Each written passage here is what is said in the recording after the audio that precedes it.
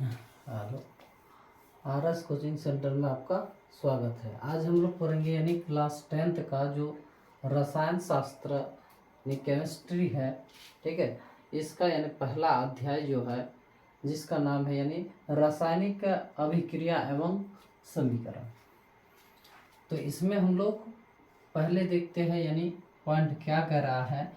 कह रहा है रासायनिक परिवर्तन क्या होता है। तो रासायनिक परिवर्तन कह रहा है हमारे दैनिक जीवन में प्रत्येक क्षण कुछ ना कुछ परिवर्तन होते रहते हैं, ठीक है। यानी हमारे जीवन काल में कुछ ना कुछ परिवर्तन होते रहे हैं। जैसे यानी दूध से परिवर्तन करके हम क्या बना सकते हैं इसमें, तो इससे यानी हम क्या, तो दही भी बना सकते हैं, दही बना सकते हैं। फिर दूध से हम लोग फिर क्या, मक्खन भी बना सकते हैं।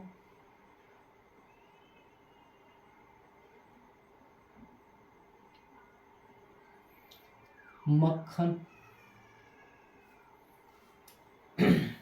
दूध से मक्खन भी बनता है, दूध से दही भी बनते हैं। तो दिन दिन यानी हम लोग को यानी क्या करते हैं, कुछ ना कुछ परिवर्तन करते रहे। हमारे दैनिक जीवन में ये सब यानी हम देखते हैं, जो यानी आज ये बन रहा है कल वो बनेगा। पहले यानी देखिएगा लोग, ये जो क्या कहते हैं चाइनीज़ जो खाना जिसको हम लोग बोलते हैं क्या मैगी नहीं खाए थे, तो यानी मान लीजिए, और जो है बर्गर, इडली और कुछ जो चाउमीन, ये सब पहले नहीं चलता था। अभी यानी फिर क्या आ गया, खाना अलग हो।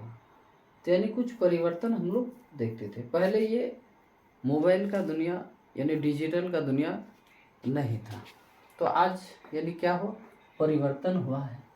वही कह रहा है हमारे दैनिक जीवन में प्रत्येक क्षण कुछ ना कुछ परिवर्तन होते रहते हैं, जिनमें मूल पदार्थ अपने गुण एवं पहचान खो देते हैं और मूल पदार्थ में रासायनिक अभिक्रिया फलस्वरूप रासायनिक परिवर्तन कहलाते हैं। तो कह रहा है जिनमें से अपना मूल पदार्थ अपने गुण एवं पहचान खो देते हैं। जैसे मान लीजिए दूध से जो बन गया आपका दही, तो दूध में से ये अपना जो गुण है दूध का, ये अपना खो दिया। तो ये परिवर्तन हो गया किसमें, यानी अपना पहचान वह खत्म करके यानी वह दही में परिवर्तन हो गया। ये दूध था, लेकिन दूध से बन गया क्या, मक्खन बन गया। तो ये अपना गुण को और पहचान को खो देते हैं, और ये रासायनिक अभिक्रिया के फलस्वरूप इसमें अभिक्रिया करके इसको रासायनिक परिवर्तन में परिवर्तन किया जा सकता है, ठीक है। तो इसी को हम लोग क्या कहते हैं, रासायनिक परिवर्तन, जो यानी अपना वह गुण खो करके फिर अलग पहचान देते हैं यानी किसी रूप में, तो उसको कहते हैं रासायनिक परिवर्तन। और फिर भौतिक परिवर्तन भी होता है, लेकिन इसमें हम लोग तो भौतिक परिवर्तन यहाँ नहीं पढ़ेंगे, ठीक है। भौतिक परिवर्तन क्या होता है, जैसे मान लीजिए एक लोहे का क्या, तो कील लेते हैं या फिर उसका एक रॉड लेते हैं। तो लोहे का जब रॉड है उसको फिर गला के हम लोग फिर अलग बना सकते हैं, लेकिन वह की क्या, लोहे का ही होगा। जैसे मान लीजिए फिर ये कागज का एक टुकड़ा है, इसको अगर हम लोग मोड़ के फिर क्या कर सकते हैं, नाव बनाते हैं।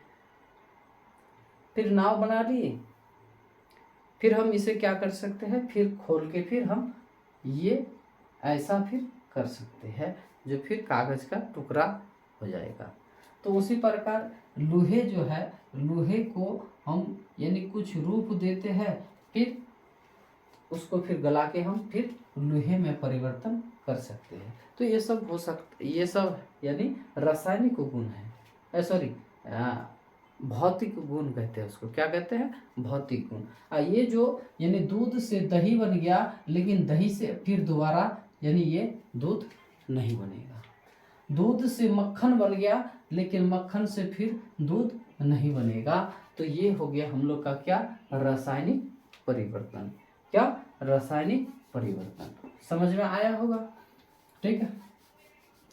और नेक्स्ट पॉइंट क्या कह रहा है, देखिए रासायनिक अभिक्रिया क्या है।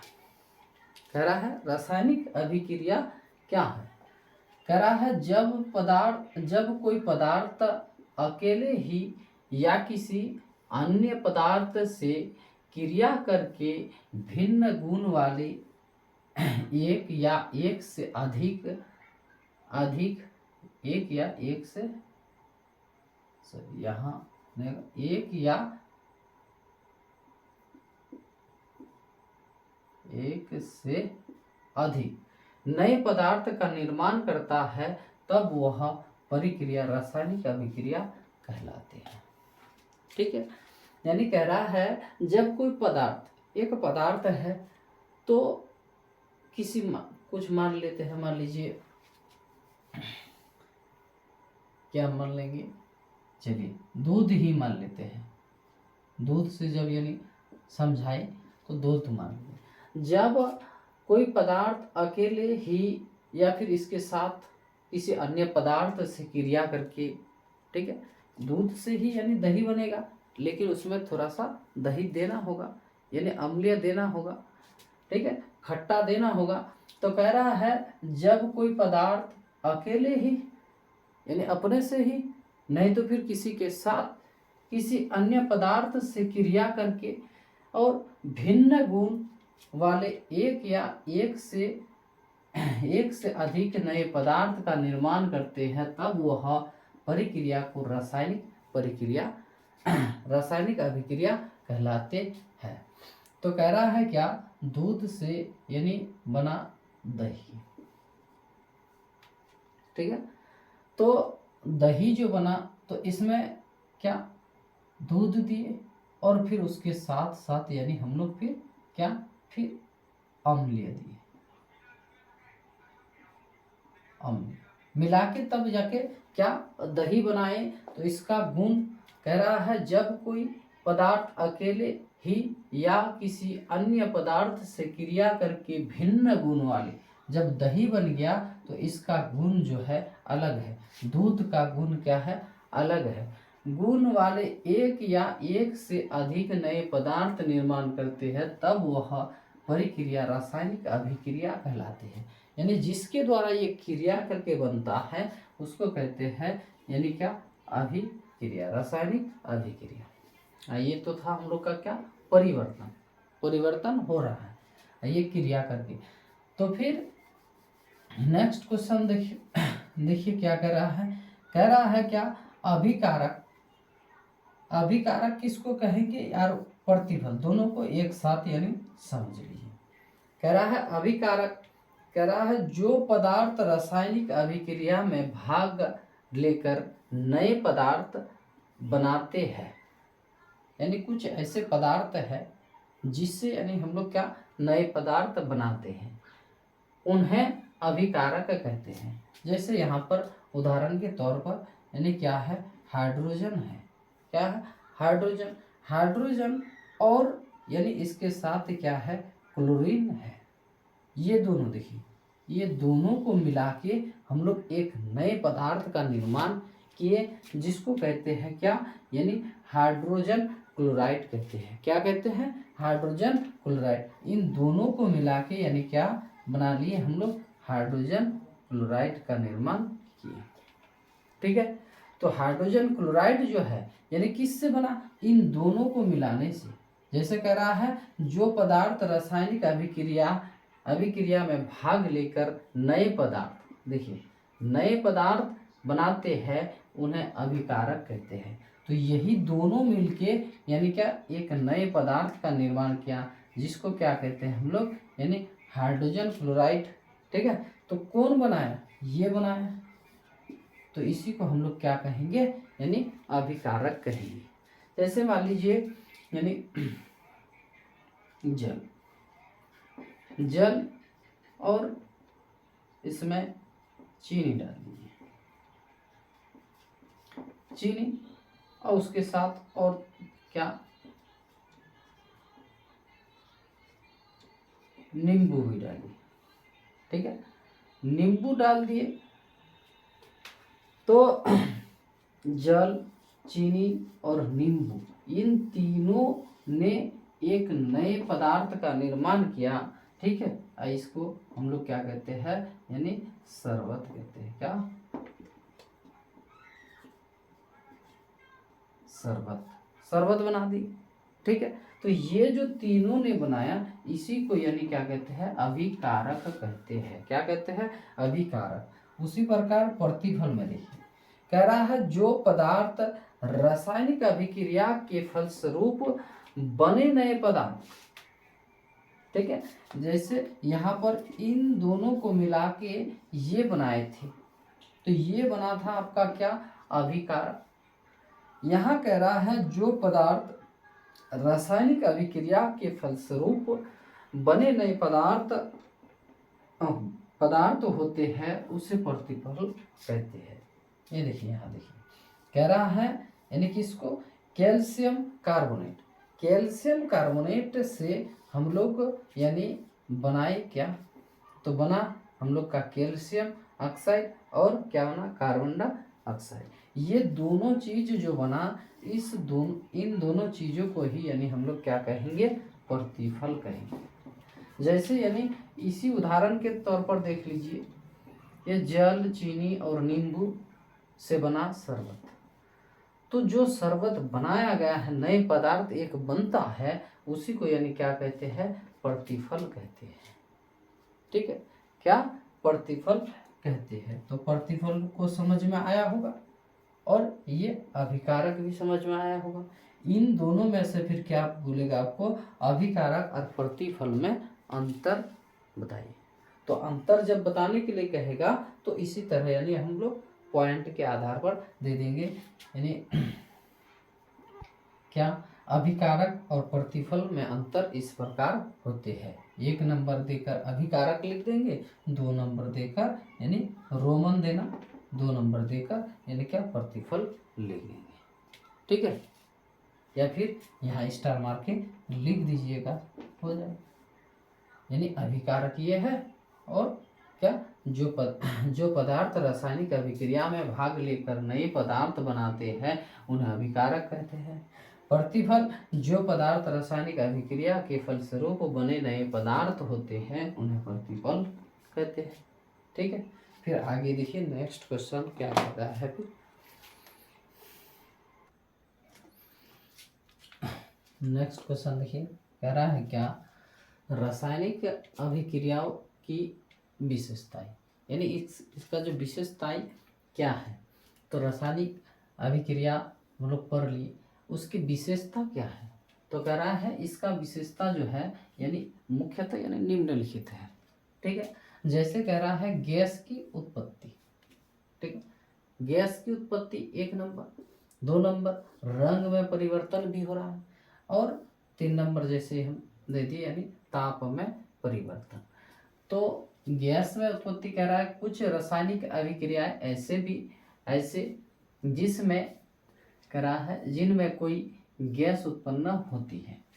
जैसे देखिए कह रहा है दानेदार जस्ता की अभिक्रिया, यानी अगर हम लोग तनु हाइड्रोक्लोरिक अम्ल से कराने पर इसमें जो गैस बनता है, क्या, हाइड्रोजन गैस का उत्पन्न होता है। किसका, यानी हाइड्रोजन गैस में ये परिवर्तन हो गया, यानी गैस में परिवर्तन हो गया, इसलिए कह रहा है गैस की उत्पत्ति। ठीक है, दूसरा रंग में परिवर्तन, कह रहा है कुछ रासायनिक अभिक्रियाओं में पदार्थ के रंग में भी परिवर्तन होते जा रहे हैं। यानी कुछ ऐसे पदार्थ है जिसमें यानी क्या, रंग में परिवर्तन हो जाएगा अगर आप क्रिया करते हैं। जैसे कह रहा है पोटेशियम पर मैग्नेट के बैंगनी रंग, इसमें बैंगनी रंग होते हैं, लेकिन कह रहा है बैंगनी रंग के विलयन में थोड़ा थोड़ा देखिए, थोड़ा थोड़ा करके नींबू अगर उसमें निचोड़ा जाए, ठीक है, नींबू का रस निचोड़ने पर, किसमें कह रहा है पोटेशियम पर मैग्नेट में, लेकिन इसका रंग क्या है बैंगनी, बैंगनी रंग है, लेकिन कह रहा है इसमें अगर हम लोग थोड़ा थोड़ा करके क्या नींबू का रस निचोड़ के उसमें देंगे, पर विलयन का बैंगनी रंग आहिस्ता आहिस्ता देखिए धीरे धीरे यानी क्या हो जाएगा, उसका बैंगनी रंग गायब हो जाएगा। यानी कह रहा है रंग में भी परिवर्तन होता है। और तीसरा देखिए, ये तो आप देखे हैं, ठीक है, ये सब देखे हुए हैं। क्या कह रहा है कुछ रासायनिक अभिक्रिया के फलस्वरूप ताप में भी परिवर्तन होते हैं। क्या जैसे यानी कली चूना, कली चूना तो देखे हैं यानी सफ़ेद होता है, ठीक है, तो एक कली चूना को ले लीजिएगा, उसका एक ढेला ले लीजिएगा यानी टुकड़ा ले लीजिएगा, इसमें क्या रहेगा पानी, ठीक है, जब इस ढेले को यानी इसमें डुबो दीजिएगा, गिरा दीजिएगा, तो ये जो पानी है उबलने लगेगा, क्या उबलने लगेगा, तो यानी इसमें क्या हुआ ताप में परिवर्तन हुआ। कह रहा है जल गिराया जाए तो उष्मा उत्पन्न होता है, यानी इसमें क्या ताप यानी उष्मा उत्पन्न होने लगता है, ठीक है। तो यही कह रहा है यानी रासायनिक अभिक्रिया की विशेषता क्या है, तो इसकी मुख्य विशेषता निम्नलिखित है और है, लेकिन हम यानी आप यही तीनों यानी पॉइंट अगर याद कर लीजिएगा तो हो जाएगा, ठीक। तो गैस की उत्पत्ति, रंग में परिवर्तन और ताप में वृद्धि। तो गैस की उत्पत्ति यानी आपको ये तो आप जानते हैं, यानी कुछ रासायनिक अभिक्रिया ऐसे भी होते हैं यानी जिसमें यानी गैस उत्पन्न होते हैं, उसमें क्या होते हैं गैस उत्पन्न होते हैं, ठीक है। जैसे आप यानी केला पकाने के लिए जो एक ढेले जैसे आप जो लेते हैं, ठीक है, कार्बेट जिसको कहते हैं, उसमें देखिएगा पानी गिराइएगा तो उसमें से भी गैस निकलेगा, यानी गैस की उत्पन्न होते हैं। तो वही कह रहा है यानी दानेदार जस्ता की अभिक्रिया तनु हाइड्रोक्लोरिक अम्ल कराने पर यानी हाइड्रोजन गैस से क्या बनते हैं।